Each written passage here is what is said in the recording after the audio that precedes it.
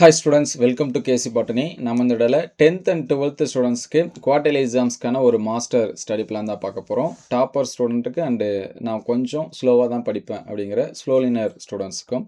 So நிறைய students வந்து பண்ணுற மிஸ்டேக் என்ன அப்படின்னா, இது குவார்டர்லி எக்ஸாம்ஸ் தானே, நம்ம வந்து இப்போ வந்து படிக்கிறதால இன்னும் கொஞ்சம் டைம் இருக்குது, பொறுமையாக கூட படிச்சுக்கலாம் அப்படின்னு சொல்லிட்டு நினைப்பீங்க.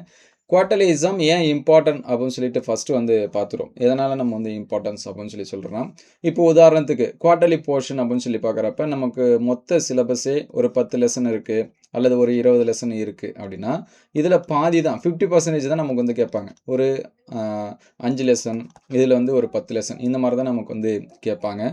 ஸோ இப்போ இங்கே கொஷின் உதாரணத்துக்கு ஒரு 70 மார்க்கு, ஒரு 100 மார்க்கு இந்த மாதிரி இருக்குதுன்னு வச்சுங்களேன். ஸோ இப்போ 5 லெசனில் 70 மார்க்ஸுக்கு வந்து எடுக்கிறதுக்கும் 10 லெசனை சேர்த்து 70 மார்க்ஸுக்கு எடுக்கிறதுக்கும் டிஃப்ரெண்ட் இருக்குது. அதே போல் 20 லெசனில் 100 மார்க்ஸ்க்கு எடுக்கிறதுக்கும் 10 லெசனில் 100 மார்க்ஸ் எடுக்கிறதுக்கும் டிஃப்ரெண்ட் இருக்குது. என்ன அப்படின்னா, இப்போ 5 லெசன் ப்ளஸ் வந்து 10 லெசன், ஸோ இந்த மாதிரி எடுக்கிறப்ப எக்ஸ்பெக்டட் கொஷின் நிறையா இருக்கும். சரிங்களா, 70 மார்க். அதே மாதிரி வந்து ஒரு 10 லெசனில் மினிமம் 10 லெசனில் எடுக்கிறப்ப ஒரு 100 மார்க்ஸ்க்கு எடுக்கிறாங்க அப்படின்னா எல்லா லெசன்லையும் கொஷின்ஸ் வந்து வரும். ஸோ நமக்கு இதுலேயே மார்க்ஸ் வந்து அதிகமாக ஸ்கோர் பண்ண முடியாத டைமில் அடுத்து வரக்கூடிய ஒரு 20 லெசன் ப்ளஸ் வந்து 10 லெசன் எக்ஸ்ட்ரா படிக்கிறப்ப இதில் நம்பர் ஆஃப் கொஷின் அப்படின்னு சொல்லி பார்க்குறப்ப கம்மியாக வரும். ஸோ அப்போ நமக்கு வந்து போர்ஷன் கம்மியாக இருக்கிறப்ப முடிஞ்ச அளவுக்கு மெஜாரிட்டி கொஷின் வந்து நம்ம படிச்சிட்டோம் அப்படின்னா அடுத்து நடக்கூடிய ஹாஃப் இயர்லி அண்ட் பப்ளிக் எக்ஸாம்ஸ்க்கு ரிவிஷன் பண்ணுறதுக்கு நமக்கு வந்து என்ன இருக்கும் அப்படின்னா ரொம்ப ஈஸியாக இருக்கும். ஏன்னா நிறைய பேர் வந்து ஃபஸ்ட்டு மிட்டமுக்கே பார்த்தீங்கன்னா நமக்கு வந்து போர்ஷன் கம்மி தான், 2 லெசன் இந்த மாதிரி தான் இருக்கும் ஒரு இதுலேயும். அதுலேயுமே ஒரு சில பேர் வந்து மார்க்ஸ் வந்து கம்மியாக எடுத்துகிட்டு ஃபீல் பண்ணிகிட்டு இருப்பீங்க, என்னால் வந்து குவார்டர்லிக்கு வந்து எடுக்க முடியுமா அப்படின்னு சொல்லிட்டுலாம். ஸோ இன்னும் நமக்கு வந்து 40 நாள் ஸ்பேஸ் இருக்குது. இந்த 40 நாளை கரெக்டாக யூஸ் பண்ணி படிச்சிங்க அப்படின்னா உங்களால் கம்ப்ளீட்டாக ஃபுல் மார்க்ஸ் வந்து என்ன பண்ண முடியும், ஸ்கோர் பண்ண முடியும்.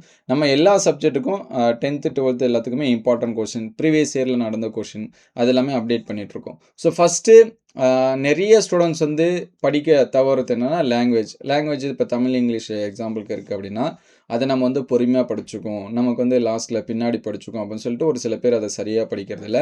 நம்மளுடைய மார்க் டோட்டல் சரிங்களா, நம்ம வந்து ஒரு ஹையஸ்ட் ரேங்காக இருக்கும் அப்படின்னா நமக்கு லாங்குவேஜ் அப்படிங்கிறது ரொம்ப முக்கியம். ஸோ அதனால் இதுக்கு ஒரு 40லேருந்து ஒரு 45 நிமிஷமாவது நம்ம டைம் ஸ்பெண்ட் பண்ணி லாங்குவேஜை அப்பப்போ கொஞ்சம் கொஞ்சமாக நீங்கள் வந்து படிச்சிட்டிங்க அப்படின்னா ரொம்ப ஈஸியாக இருக்கும். ஸோ அதுக்கடுத்து பார்த்தீங்கன்னா ரொம்ப முக்கியமானது என்னென்னா புக் பேக் கொஷினு ப்ளஸ் வந்து இன்டீரியரு. ஸோ இப்போ 80 to 90% நமக்கு வந்து என்ன கேட்பாங்க அப்படின்னா அதிகமாக புக் பேக் தான் என்ன பண்ணுவாங்கன்னா கேட்பாங்க. சரிங்களா, மீதி ஒரு 10லேருந்து 20% தான் என்ன இருக்கும் அப்படின்னா இன்டீரியர் கொஷின் இருக்கும். நிறைய ஸ்டூடெண்ட்ஸ் வந்து இன்டீரியர் எக்ஸ்பெக்ட் பண்ணிவிட்டு அந்த புக் பேக்கில் இருக்கிறத என்ன பண்ணுறாங்க, மிஸ் பண்ணுறாங்க. உதாரணத்துக்கு இப்போ ஃபிசிக்ஸ் கெமிஸ்ட்ரி இந்த மாதிரி படிக்கிறோம் அப்படின்னா, இல்லை சயின்ஸில் சோசியல் சயின்ஸ் இந்த மாதிரி படிக்கிற ஸ்டூடெண்ட்ஸாக இருந்தாலும் சரி, அந்த புக் பேக்கை சரியாக படிக்காமல் இன்டீரியர் மட்டும் அவங்க இதில் தான் அதிகமாக கேட்பாங்க, இதுதான் அதிகமாக கேட்பாங்க அப்படின்னு சொல்லிட்டு விட்டுறாங்க. ஸோ புக் பேக்கை ஃபஸ்ட்டு என்ன பண்ணிங்க, நல்லா படித்து வச்சுங்க. அதுக்கடுத்து இன்டீரியர். ஸோ இன்டீரியர் கொஷின் நம்ம வந்து அப்டேட் பண்ணியிருக்கோம். அடுத்தடுத்த வீடியோஸில் இன்டீரியர் கொஷினை அப்டேட் பண்ணுவோம் எல்லா சப்ஜெக்ட்டுக்கும். அதனால் பாருங்கள்.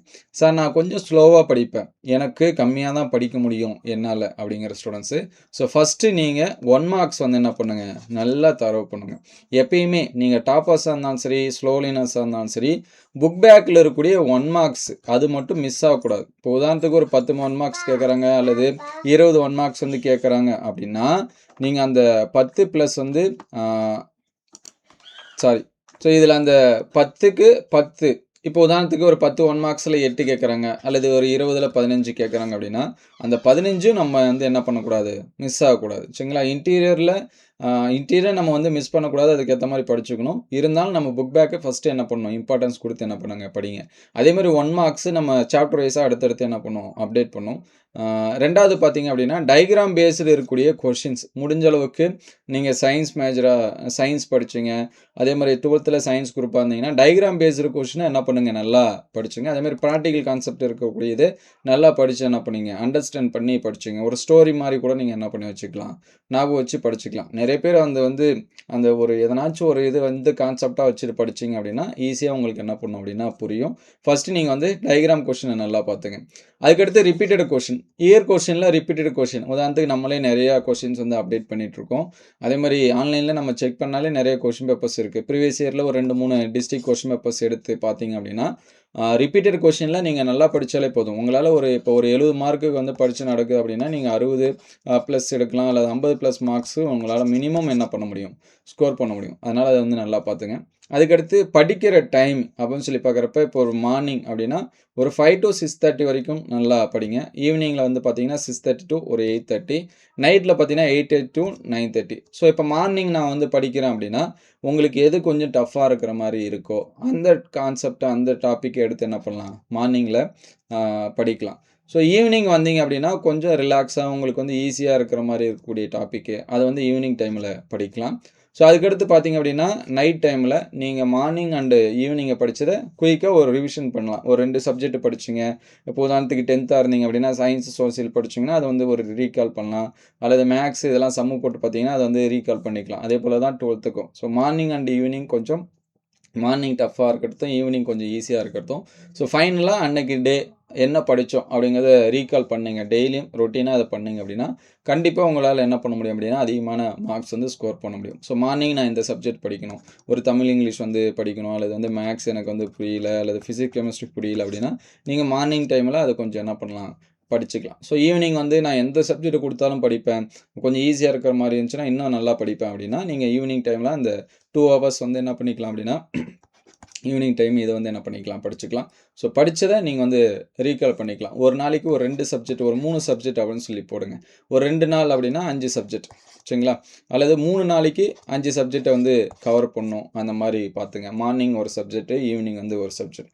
அடுத்த நாள் மார்னிங் இப்போ உதாரணத்துக்கு பார்த்தீங்க அப்படின்னா நான் வந்து திங்கட்கிழமை வந்து தமிழ், ஈவினிங் வந்து இங்கிலீஷ் இந்த மாதிரி படிக்கிறேன்னா செவ்வாய்க்கிழமை வந்து சயின்ஸு, சோசியல் சயின்ஸு, சரிங்களா?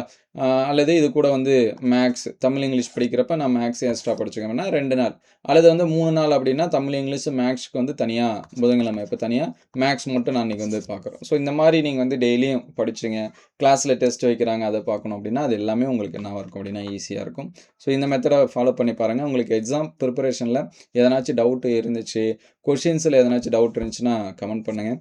குவார்ட்டர்லி இம்பார்ட்டன்ட் கொஷின் பிளேலிஸ்ட்டில் இருக்குது. அதில் இதுக்கு முன்னாடி அப்டேட் பண்ண வீடியோஸ் எல்லாமே இருக்கும். ஸோ அடுத்தடுத்த வீடியோஸ்லையும் நம்ம வந்து அப்டேட் பண்ணுவோம். உங்களுக்கு எந்த சப்ஜெக்ட்டுக்கு இம்பார்ட்டன்ட் கொஷின்ஸ் வந்து வேணும் அப்படிங்கிறத கமெண்ட் பண்ணுங்கள். மறக்காமல் நம்ம வீடியோக்கு ஒரு லைக் பண்ணிவிடுங்க. நம்ம சேனல் சப்ஸ்கிரைப் பண்ணாமல் தான் சப்ஸ்கிரைப் பண்ணி வச்சுங்க. லைக் பண்ணி சப்போர்ட் பண்ணுங்கள். உங்களுக்கு ஏதாவது டவுட்னா கமெண்ட் பண்ணுங்கள். Thank you all.